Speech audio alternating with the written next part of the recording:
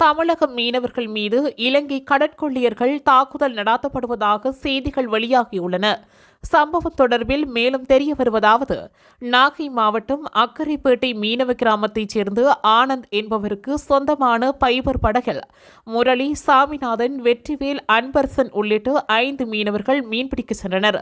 கோடியக்கரை தென்கிழக்கே மீன்பிடித்துக் கொண்டிருந்த நாகை மீனவர்களை அதிவேக படகில் வேகமாக வந்து 6 பேர் கொண்டு இலங்கை கடற்கொள்ளையர்கள் தடுத்து நிறுத்தி கத்திமுனையில் தாக்குதலை நடத்தினர்.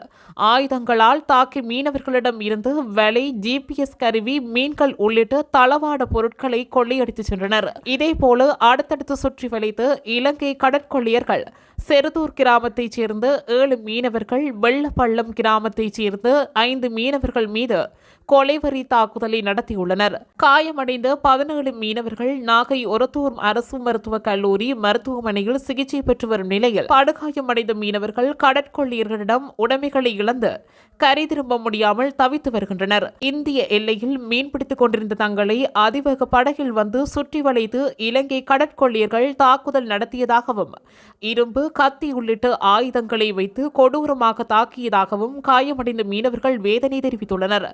எனவே இந்திய மத்திய மாநில அரசுகள் உடனடியாக தலையிட்டு தாக்குதல் சம்பவத்தை தடுத்து நிறுத்தி தமிழக மீனவர்களுக்கு பாதுகாப்பும் உரிய நிவாரணமும் வழங்க வேண்டும் என படுகாயமடைந்த மீனவர்கள் கோரிக்கை விடுத்துள்ளனர். நாகை மாவட்ட மீனவர்கள் மீது அடுத்தடுத்து தாக்குதல் நடத்தி சுமார் 10 லட்சம் பெறுமதியான தளவாட பொருட்களை இலங்கை கடற்கொள்ளையர்கள் கொள்ளையடித்துக் கொண்டு தப்பிச் சென்றுள்ளதாக தமிழக மீனவர்கள் தெரிவிக்கின்றனர். தமிழக மீனவர்கள் மீது இலங்கை கடற்கொள்ளையர்கள் தொடர் தாக்குதல் நடத்துவது தொடர்பாக மத்திய மாநில அரசுகள் நடவடிக்கை எடுக்கும் வரை பாதிக்கப்பட்ட மீனவ கிராம மீனவர்கள் தொடர் வேலைநிறுத்த போராட்டம் நடத்துவதாக தெரிவித்தனர்.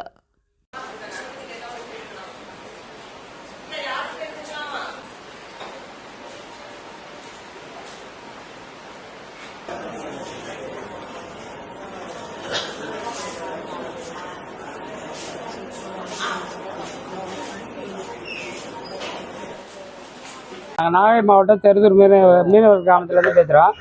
இப்போ வந்துக்கிட்டு நேற்று காலையில் 11 மணிக்கு கடலுக்கு போன போட்டில் இலங்கை கடற்கொள்ளையர்கள் சேர்ந்து நம்ம மாவட்டத்தில் உள்ள போட்டுங்களை எல்லாருமே அடித்து நிறைய பேர் வந்து 20 பேர் போல் பெரிய ஹாஸ்பிட்டலில் அட்மிஷன் பண்ணிருக்காங்க. இதில் மத்திய மாநில அரசு தலையிட்டு இந்த மாதிரி கடற்கொள்ளையர்கள் தாக்குறதுக்கு எங்களுக்கு இழப்பீடு வேணும். இதுக்கு மேலே இந்த மாதிரி சம்பவம் நடக்காத அளவுக்கு மத்திய மாநில அரசு துரித நடவடிக்கை எடுக்கணும்னு சொல்லிட்டு எங்கள் மாவட்ட சார்பாக கேட்டுக்கிறோம். இப்போ இது சம்மந்தமாக நாங்கள் என்ன பண்ணியிருக்கோம்னாக்கா, தொழில் முறையில் ஈடுபட்டிருக்கோம். இதுக்கு மேலே இந்த மாதிரி பண்ணாக்கா நாங்கள் தொடர் வேலை நிறுத்தம் தொடர மாதிரி இருக்கோம்.